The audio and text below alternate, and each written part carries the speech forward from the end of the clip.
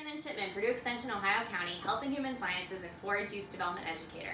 And with me again today is Trina Josart, our Nutrition Education Program Assistant. And we'd like to welcome you to week 2 of Let's Get Cookin' Summer Squash Splendor. So if you watched last week, we talked about how zucchini and squash have a lot of nutritional bang for a small caloric part of your allowance.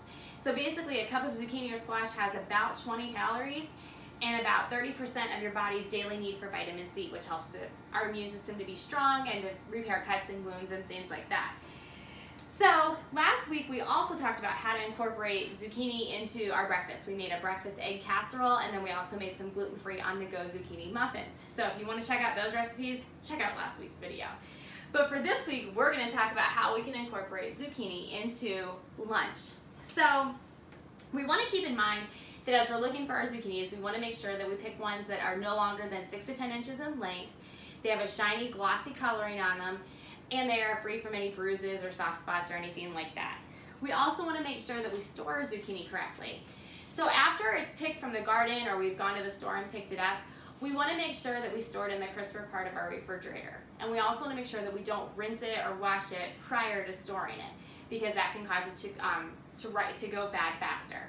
Zucchini is going to stay good in our crisper for about 3 to 4 days, and then after that, the quality of it tends to kind of go down. So we really want to make sure we're using it within that 3 to 4 day time period of it being picked or purchased from the store. Now, we also want to make sure that when we're cooking our zucchini that we keep the skins on. That's where the nutrition is. So if we keep the skins on, we're sure to get that nutritional bang for the small amount of calories that zucchini and squash can provide.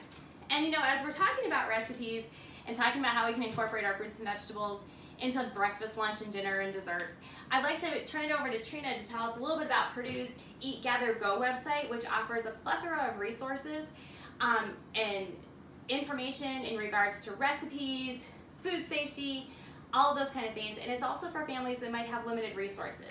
So Trina, I'm going to turn it over to you and you can share what you've got. Okay, great, thanks. So I teach the family education program in the state of Indiana. We are in every single county. So all you need to do is get on the website, eatgathergo.org. It's all one word. Don't worry about running and getting a piece of paper and pencil, because we will have the information at the end of our little show. And then you can log in, and it's real simple. You just log in. Like I said, it's eatgathergo.org. And it's full of recipes. They have different tips and videos. I myself like watching the videos because it makes it easier for me to then go forward with the recipe. Sometimes it's, you know, hands-on is good, but I also like to watch things. You can sign up for the different free programs, and they have all kinds of different meals. So we have the breakfast, there's lunch, there's dinner, main courses, salad, side dishes, soups. Is there dessert? Well, that's my favorite. Well, we can improvise. Yeah. Okay. Okay. So I'm sure I can find you another website that would have a little bit more healthier options. Right. So, and then we also have the 30 minutes or less, which is real important right now with everybody being so busy and a lot of people going back to work. And back to school, yes. Sports and all of that that's happening. Yeah, so it's a free program. Like Shannon said, it's for people with limited resources, but you can just get online and type in your information, and they will submit to the county that you live in, that you want to be contacted, and we can go ahead and start either virtual lessons, which if you're not comfortable meeting face-to-face, we have that option available, and we also have the face-to-face. Yeah, face-to-face. So for like for your facility, or even to come into your home, or to visit the library or whatever you can right. do. Okay. Yeah. So Trina, something else that comes with being a part of this is that as you complete a certain amount of classes and do a certain amount of activities or whatever, there's incentives to being a part of it. Oh, and that's the best part. I mean, besides the hands-on, we do the hands-on cooking, which is on halt right now through the COVID-19. Yeah. But then once we get back in to that demonstration time. Yeah. Yeah. When we're allowed. Yeah, we will be making all kinds of recipes, and They're the ones that Purdue approves, of course. Right. They're all research-based. Right? Yeah, so we have different cookbooks, we have different utensils, we have meat thermometers, which this is something I wish I knew about when my kids were younger. We have a Fix It Safe lesson, which is really good to know because there was information in there I could have used as my children were being raised, and it would have been a much safer cooking environment. Well, and meat thermometers and food thermometers are so important to make sure that our food has reached that correct internal temperature in order to help prevent foodborne illness, which can happen for a variety of reasons, but improper cooking temperatures is definitely one of them. So that's a great resource to have after attending one of your classes. That's awesome. Yes. Cool. Okay, so Trina, thanks so much. Trina, we're also going to talk here in just a few minutes about some food storage items, but in the meantime, we're going to talk a little bit about meal planning. So with everybody's schedule being so busy with people going back to work and school getting back in session and sports kind of happening around the state, meal planning can really help have an effective way that gets your family to sit down at the table each night or each morning for a good meal, and at least you know you've at least had some serving and some family time together as well. One of the things that I do with meal planning is I try to plan my meals a week ahead in advance. So I do my grocery shopping on Saturday, and I do some of my meal prep work on Sunday. So for example, if I'm going to be cooking a couple of things that have ground beef in it, maybe a casserole one night and a skillet supper the other night, I go ahead and brown my hamburger all at one time and then break it into 1 pound increments into freezer bags. And Trina's going to share with us a little bit about the importance of making sure that you use proper containers and storage bags for when we freeze items because of food safety purposes. So Trina? Okay, thanks. So how many times do you go to a store and you're looking, you know, I want to get some storage bags or freezer bags, and there's so many different ones to choose from. You got your pints up to your big gallons. There is a big difference though in your storage and your freezer bags, and they do look alike. And the storage bags is another thing that, and I even, when I'm teaching my lessons, I bring this up. I wish I knew this information when my kids were smaller, because it is a safety precaution. And I would always buy the storage bags because you get more. So more bang for your buck. Yeah, so I'm going to buy the storage and put them in the freezer. Why would I spend more money on freezer bags and get less? I mean, it just doesn't make sense. But it really does make sense. And they do look alike. Most of your storage is in like a little red tab, and your freezer bags are going to have the blue tab, but they are both made of durable plastic. But the big difference is these freezer bags are a lot thicker. And the thickness is what's going to help prevent the freezer burn. It's going to help prevent the puncture. So if you put anything like bones or anything that could puncture the bag, that hopefully won't happen. And the other thing too, when we were talking about storing things, you know, how many of us grew up where we would take our old Cool Whip containers and put in, you know, Thanksgiving leftovers, or we used the old ice cream containers from the, you know, from the store, and we would put stuff in there and put it in the freezer. It's really important that we use the correct type of containers and storage bags for the freezer, because when we use those containers like a you know, whipped topping container or anything like that, there can get air and bacteria can get into that food, which can cause foodborne illness, but it can also cause like freezer burn and things like that. So we want to make sure that we're using the correct type of storage containers, and especially for freezer items, the correct type of freezer containers in order to not have that issue happen. And that's why it's so important to make sure you're using freezer storage bags versus just the regular ones, because that seal allows for less air to get in, less bacteria, and it helps to ensure that that product is going to have better quality, because it might be in the freezer for 6 months, or it might be in the freezer for, you know, 2 months or whatever. Yeah, so it keeps it fresh a lot longer for sure. So, you know, I don't know about you, but I'm on a budget. So I don't want to take something out of the freezer and not know what it is. And so it's really important to label it too. Yeah, so that's why they have this. Yes. You want to write the date on there and what your product is before you put it in the freezer. because in 2 months you'll be like, now what is that? I don't even know what it is. Is that from 2017? When did we put that in there? Yeah, and you know, you don't want to guess, especially when you're going to be consuming it, because like she said, we don't want to get sick. And right, right.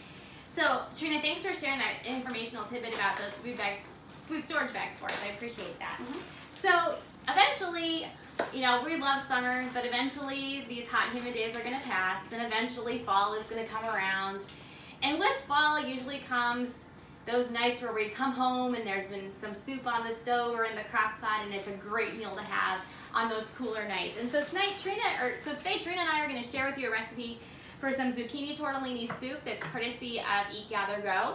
Yum. And we are going to demonstrate on how to fix that. We're going to kind of talk to you a little bit about the fat content and some maybe different choices that you can make if you're looking for ways to reduce saturated fat in your diet, as well as looking for some leaner cuts of meat. So for this recipe specifically, it calls for ground turkey or ground chicken. We picked up ground turkey at the store, and for this package, which has, what was it, Trina, 2 servings? No, this actually has 4 servings. Okay, so I had 4 servings. And it had 17 grams of fat per serving. Okay. So you take your 17 grams of fat times your 4 servings, comes up with 68 grams of fat, which is over what our daily recommended allowance is. It's 65 grams is right. our daily allowance. So just eating this alone takes us over our daily allowance. But when we portion control, it still is it's less fat per serving than what this ground beef is, because this ground beef has actually 23 grams of fat per serving. Right. So we, you know, want to make sure that we obviously need the nutrients that come from ground beef, like the zinc and protein and all those things, but we want to make sure we're kind of not eating it every day because it is higher in fat. And we want to look to some different meats that give us good quality protein as well as just a leaner cut and less fat in our diet. So for our viewing purposes, we'd like to show you, this is actually what 5 pounds of fat looks like. So when we're carrying around 5 extra pounds of body weight, this is what we're carrying around. It's got, if you zoom in, you can kind of see a little bit of the blood vessels that go through it, but this is what we're carrying around. And as I'm walking around carrying this feels like really kind of heavy. And if we think about it, we want to make sure that we're trying to incorporate foods into our diets that provide leaner cuts of fats and meats so that we're getting the protein that we need, but our body isn't absorbing the fat that can cause us to walk around with this on us and make our pants fit differently, can make our health have some different risks and things like that. And I think it puts you in a better mood when you it are does too. losing a little weight. And, you know, like Shannon said, this is 5 pounds, but 5 pounds is a lot. If you're carrying this extra weight, you know, that's more weight on your knees, on your back, and physically, you know, it's exhausting. Yes. Yeah. And if you have maybe 20 extra pounds, you know, that's just a lot. That's a lot of health. Our bodies aren't designed to carry that extra amount. Yeah. So with that, Trina and I have done some recipe research, and today we are going to go ahead and fix a zucchini tortellini soup from our Eat, Gather, Go website. I know right now it's 90 degrees out and hot and humid, but eventually those hot, humid days are going to fade, and we're going to eventually want to crawl up with a bowl of soup on a cold fall evening. So we've got this cooking right now. Trina's got the ground turkey cooking in with the carrots and onions. It kind of smells like Thanksgiving in here. We're going to add some cheese tortellinis to it along with some chicken broth. We're going to add some garlic and some tomato paste as well as some diced tomatoes. And then we're also going to throw in about 2 cups of zucchini to cook with it too and let it kind of simmer on the stove. This is one of those meals that if you brown your turkey ahead of time and have it ready to go, you can have this on the table in 30 minutes or less, just depending on how quick you need to have it out for your family. So we're going to go ahead and keep on cooking, so just hang on tight and we'll show you what it's going to look like when you start cooking. It's always vitally important that you make sure you wash your hands for at least 20 seconds with warm water and soap, or the length of time it takes you to sing the ABCs or to sing Twinkle Twinkle Little Star. Now Trina and I, we have washed our hands, so we are ready to finish putting together the rest of our tortellini soup. What if I run out of soap? Can I just use the hand sanitizer? Would that work? No. Go get more soap. Because when you hand sanitize, you're basically sanitizing the germs that are on your hands. Soap, when we use it with warm water, it helps to emulsify and helps to get rid of the actual dirt and debris that's on our hands. So we want to make sure that we always use soap before we get started with any type of cooking process, and especially before we eat as well. Okay. So with our recipe, we've got it cooking on the stove. We've got our ground turkey has been browned and drained. We've added in our onions and carrots. And right now we're actually going to get ready to add in our tomato paste. And we're going to stir that into the meat mixture. So we're going to add about 3 tablespoons of that. And Trina's going to stir that in. And followed with that, she's then going to add in the chicken broth that we have. And it smells so good. This soup is definitely going to be one of those that, you know, you can even brown the meat and throw everything together, throw it in the crock pot that morning before you go to work, let it cook on low all day, and you've got a great meal with a salad and some breadsticks when you get home that's easily been prepped and ready to go, that can be on the table. Yeah, and I don't know about you, but I love onions. Yes. And, you know, if the recipe says a half a cup of onions, You don't have to use that whole half. absolutely not. You just tear it up and throw in a cup, Or a whole onion, 2 onions. Or if whatever you don't want. like the texture of onions, you can always offer onion powder or even like little minced onion flakes Right. as well. Okay, Trina, you're also going to want to add in, along with your chicken broth, your tomatoes and your pepper as well. Okay. And now the recipe calls for, I can hardly read it. Okay, I'm sorry. The recipe calls for a can of diced tomatoes with basil, garlic, and oregano. Right. So I just have the diced tomatoes. So we are going to improvise. And I'm just going to use the spices and just measure them in there. Absolutely. So Sometimes we have to do that. And when we have a spice drawer that's full, and spices really aren't that expensive. They're one of those commodities that's good to have in your kitchen, so that if you do run low or you need to, you know, zest something up a bit, you've got the correct ingredients in there to do it. And Trina, I've got these tortellinis open, so when you're ready, after we get those stirred in, we can go ahead and dump these tortellinis in. okay. When's the zucchini go in? The zucchini needs to go in with the tortellinis. Okay, I got you. So as Trina's stirring that up, we're going to just dump in some cheese tortellinis. Nothing fancy about them. There's really no seasonings to them or anything, just some basic plain cheese tortellinis. We're going to go ahead and dump those in along with our zucchini. And then we're going to bring it back to a boil.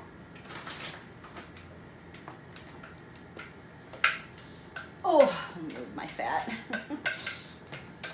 And we're going to bring it back to a boil. And we're just going to bring it back to that boil and let it simmer for a good 10 to 15 minutes till the zucchini's tender and the tortellinis are cooked all the way through. And then voila, you've got a nutrient-rich dinner on the table for lunch that you can actually even freeze for leftovers later on, or you can even have it again for dinner that night.